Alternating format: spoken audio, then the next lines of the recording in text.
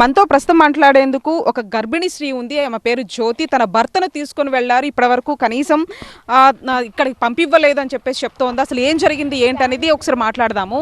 అమ్మా, ఎన్నో month pregnant నువ్వు? ఇప్పుడు 9 months మేడం. స్కానింగ్ కోసం వెళ్ళాలి వికారాబాద్. స్కానింగ్ కూడా తీపిచ్చాలి. మీకు స్కానింగ్ పేపర్ అట్లే ఉంది. పోదామంటే నైట్ వచ్చి మా ఆయన తీసుకొని వెళ్ళిండ్రు. నా దగ్గర పనుకున్నాడు. అయితే ప్రెగ్నెన్సీ కదా, ఎవరైనా ఇలా ఇడిచి పెట్టి ఏడికి వెళ్ళలేరు కదా, అందుకని నా దగ్గరనే ఉన్నాడు. అయితే నా పైన దౌర్జన్యం చేసి తీసుకువెళ్ళిండ్రు పోలీసులు. ఒక ఆడపిల్ల పైన దౌర్జన్యం పోలీసులకు. ఏమన్నారు? నేను ప్రెగ్నెన్సీ ఉన్నా, మాకు స్కానింగ్ కోసం రేపు వికారాబాద్ వెళ్ళాలి హాస్పిటల్కి. నాకు ఇప్పుడు నేను డెలివరీ టైంలో ఉన్నా, మీరు తీసుకువెళ్ళకండి. మా ఆయనకు నాకు ఎవ్వరు లేరు, అత్త మామలు ఎవ్వరు లేరు. బావ ఉన్నాడు, హైదరాబాద్లో ఉన్నాడు. ఇప్పుడు వస్తాడా? మా అమ్మ మహారాష్ట్ర నుంచి వచ్చింది, ఇంతగానం పరిస్థితి అవుతుందమ్మా అని చెప్తే ఏమన్నా నాకే ఏమన్నా సడన్ గా ఇప్పుడు ఎవరు చూస్తారు మేడం? మా ఆయన లేడు. భర్త పేరు ఏందమ్మా? ప్రవీణ్. దొడ్డు ఉంటాడు ప్రవీణ్ మా ఆయన పేరు. ఎలా అయినా ఇడిచిపెట్టిండా? మరి మొన్న గొడవ జరిగింది కదా, ఆ ఘటనలో ఏమన్నా వెళ్ళిండా? అక్కడికి వెళ్ళిండా? పోయిండు. మేము రైతులం మేడం.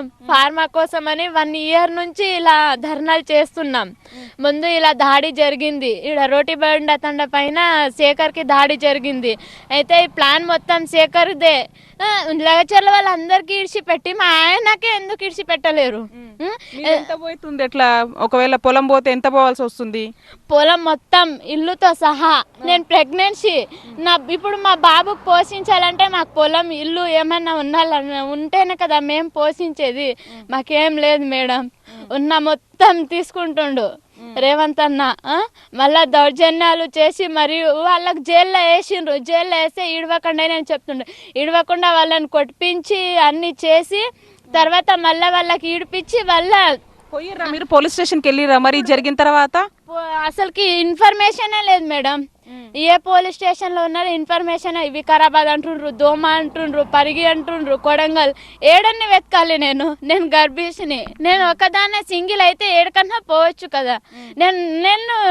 నేను ఒక నా లోపల బాబు, నేను ఏడకని వెళ్ళాలి, ఏడని వెతకాలి. మా ఆయనకు ఇన్ఫర్మేషన్ ఏదైనా ఇస్తే నేను వెళ్ళి మా ఆయనతో మాట్లాడి వస్తా కదా.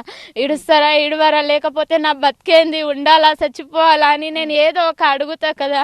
అసలుకి ఏ ఇన్ఫర్మేషన్ లేదు. హాస్పిటల్కి పోవాలంటే మనీ కూడా లేదు. ఫోన్ కూడా తీసుకువెళ్ళిండ్రు. మీ ఇంటికి పోలీసులు వచ్చారు, తీసుకొని వెళ్తున్నప్పుడు మీరు అన్నారు ఇట్లా నీ ప్రెగ్నెన్సీ అని చెప్పారు. అయినా కూడా వినిపించుకోలేదా? వినిపించుకోలేరు. అమ్మ నువ్వు ఏడవకు, మార్నింగ్ పంపిస్తాం మీ ఆయనకు అని చెప్పిండ్రు. 2 రోజులు ఆ మేడం తీసుకువెళ్ళి 2 రోజులు స్కానింగ్ కూడా తీపించుకోలేను, ఏం తీపించుకోలేను. హాస్పిటల్కి పోలేను, డబ్బులు కూడా లేవు, ఏం లేవు. నా పరిస్థితి ఏంది ఇప్పుడు? ఎవరికి చెప్పాలి నేను? పోలీసు వాళ్ళకి ఏం చెప్తావు? మా ఆయన విడిచిపెట్టాలని అనుకుంటున్నా మేడం. ఈ ఫార్మా వద్దు, మాకు ఏమొద్దు. మా ఆయన మస్తు కొడుతుండ్రంట. ఇలా కొట్టడం ఎందుకు? మా పైననే దౌర్జాలు చేస్తుండ్రు. ఆడవాళ్ళకు కూడా తీసుకువెళ్ళాలి మరి. నాకు కూడా వచ్చి తీసుకుపోవాలి, లేకపోతే మా ఆయన కన్నా పంపించాలని అనుకుంటున్నా మేడం. చూస్తూ ఉన్నాము, ఈమె 9 నెలల గర్భవతి. ఒక స్కానింగ్కి వెళ్తుంది. ఇప్పుడు భర్త ఏమో ఒకవైపు జైలుకి తీసుకెళ్లారని చెప్పేసి ఒకవైపు ఆవేదన వ్యక్తం చేస్తుంది.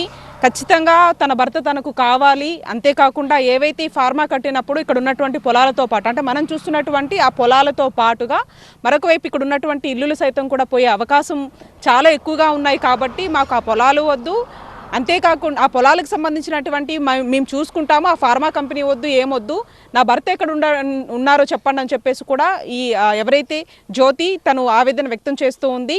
దీనికి సంబంధించి వెంటనే తన భర్తని తన వద్దకు పంపించాలంటూ కూడా తను చెప్తూ ఉంది. వీడియో జర్నలిస్ట్ హరితో కలిసి జ్యోతి టీవీ 9 వికారాబాద్ డిస్ట్రిక్ట్ నుంచి.